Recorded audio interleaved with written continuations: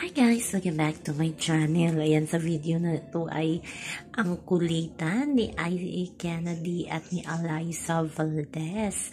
Ayan, close din pala silang dalawa. Akala natin na rival sila kasi hindi natin sila nakikita na nag-uusap. Pero ayan, ngayon nga ay kung may kulitan, may hampasan pa ang dalawa kasi may laban din ang PLDT at ang Creamline. Kaya nagkita sila. Ang cute lang din ni Kiana na may pahampas pa kay Alyssa at ganon din si Alyssa may pahampas din kay Kennedy na naging masaya ang mga fans habang nakatingin sa kanila. Alam naman natin from college days nila ay magkaribal na talaga ang Lazal at Ateneo, pero outside the court ay magkakaibigan sila. Kahit anong iba to na issue ay talagang magkakaibigan sila. Maraming naaliw na fans sa nakita sa dalawa. So now po guys ang ating update sa ngayon hanggang sa muli. Bye-bye!